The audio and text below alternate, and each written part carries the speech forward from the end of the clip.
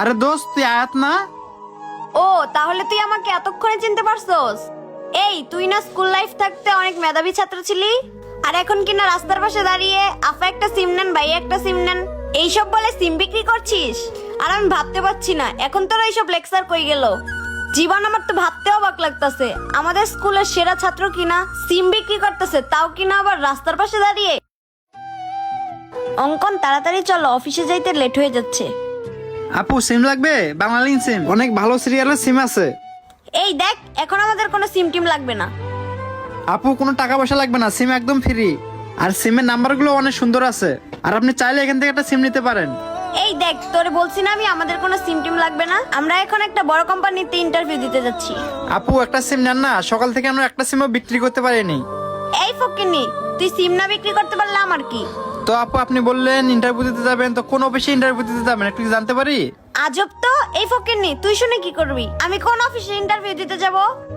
শোন, ওই যে বড় বিল্ডিংটা দেখতে পাচ্ছিস না, আমরা ওই কোম্পানিতে ইন্টারভিউ দিতে যাব।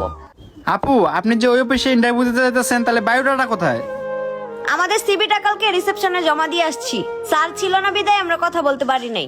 কাল রাতে স্যার আমাদের কল দিয়েছিল তার সাথে দেখা করার জন্য, তাই আমরা আজকে যাচ্ছি। আর শোন, তুই জানি কি বললি, তোর একটা সিমও বিক্রি হয় নাই। দেখ তোকে একটা কথা বলি, আজকে যদি আমার জবটা হয়ে যায় না, শোন আমি তোর কষ্টটা বুঝতে পারছি, তাহলে তোকে আর রাস্তায় রাস্তায় দাঁড়িয়ে আফা একটা সিম নেন, ভাই একটা সিম নেন এইসব বলতে হবে না। আর শোন, তোকে একটা কথা বলি, তোকে না আমার অনেক চেনা চেনা লাগতেছে। তোর গ্রামের বাড়ি কই বলতো? আপু আমার গ্রামের বাড়ি হচ্ছে বগুড়া। ও তাই তো ভাবতাছি, তোর এত চেনা চেনা লাগতেছে কেন? তোর নাম জীবন না? আরে দোস্ত, তুই আয়াত না? ও তাহলে তুই আমাকে এতক্ষণে চিনতে পারছস? এই তুই না স্কুল লাইফ থাকতে অনেক মেধাবী ছাত্র ছিলি, তখন তো অনেক বড় বড় কথা বলতি, এই করব সেই করব, আমি বড় হয়ে অনেক বড় বিজনেস করব। এখন কই গেল তোর এইসব? আর এখন কিনা রাস্তার পাশে দাঁড়িয়ে আফা একটা সিম নেন, ভাই একটা সিম নেন, এইসব বলে সিম বিক্রি করছিস? আর আমি ভাবতে পারছি না এখন তোর এইসব লেকচার কই গেল। জীবন আমার তো ভাবতে অবাক লাগতেছে, আমাদের স্কুলের সেরা ছাত্র কিনা সিম বিক্রি করতেছে, তাও কিনা আবার রাস্তার পাশে দাঁড়িয়ে। আর তোকে তো আমি একটু আগেই বলতেছিলাম যে ওই অফিসটা ইন্টারভিউ দিতে যাব।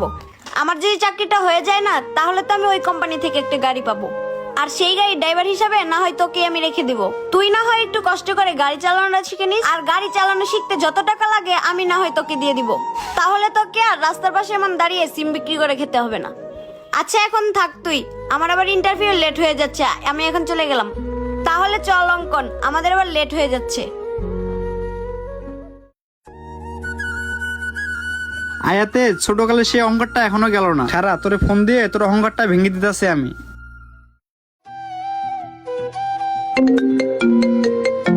কি রে অঙ্কন, স্যার দেখি আবার কল দিছে। আসসালামু আলাইকুম স্যার। ওয়ালাইকুম আসসালাম। শোনো, তোমার চাকরিটা না ক্যান্সেল হয়ে গেছে, অফিসে এসে আর লাভ নেই। কি বলতেছেন স্যার? কেন? তুমি একটু পেছনে তাকিয়ে দেখো। কি কি ব্যাপার? জীবনেই দেখি আমার সাথে কথা বলতেছে, তার মানে কি জীবনেই স্যার নাকি? অঙ্কন চল তো দেখি। জীবন তুই? হ্যাঁ আমি। আর জীবন না, স্যার বলে বলো। শোনো, তুমি যে কালকে বায়োডাটা দিয়ে আইছো, আমি তোমার সেই বায়োডাটা দেখে তোমার পরিচয় আগেই পেয়ে গেছি। তুমি সেই অহংকারী আয়াত। তুমি যে এদিক দিয়ে আসবা, এই জন্য আমি এগুলো নিয়ে তোমার একটু পরীক্ষা নিতেছিলাম। এখন তোমার পরীক্ষা নিয়ে দেখলাম তুমি আগে যেরকম অহংকারী আছো, এখনো ঠিক ওই রকমই আছো। দেখো, তুমি হয়তো ভাবতেছো আমি সিম বিক্রি করতেছি, কিন্তু না, এটা তোমার একটা পরীক্ষা নেওয়ার প্ল্যান ছিল আমার। আর আমি চাইছিলাম আমার অফিসে যে পোস্টে লোকটা নেব, সে যেন সবার সাথে ভালোভাবে আচরণ করে থাকতে পারে, কিন্তু আমি সেটা তোমার ভিতরে এক বিন্দু পরিমাণও পাইনি।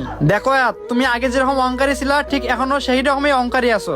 তাই তোমার মতো এমপ্লয়ার আমার অফিসে দরকার নেই। দেখো জীবন, আমি সত্যিই বুঝতে পারিনি, আমি তো মনে করছি তুমি একজন সামান্য সিম বিক্রেতা। সত্যি জীবন, তুমি যে লেখাপড়া শেষ করে এত বড় একটা বিজনেসের মালিক হবে তা আমার জানা ছিল না। আর আমি কখনো ভাবতেও পারিনি যে তুমি পড়ালেখা শেষ করে এমন একটা পজিশনে যাবে। সরি জীবন, আমার ভুল হয়ে গেছে, আমি বুঝতে পারিনি। আর তুমি আমাকে চাকরিটা দিয়ে দাও। ঠিক আছে, তুমি যেহেতু এত করে বলতেছো, তাহলে তুমি কালকের থেকে অফিসে জয়েন করো।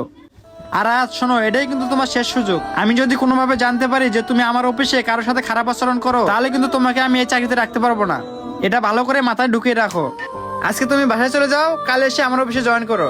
আর জীবন না, নেক্সট টাইমে স্যার বলে ডাকবা। সরি স্যার, আমি আপনাকে না বুঝিয়ে অনেক কথা বলে ফেলেছি, আমাকে ক্ষমা করবেন।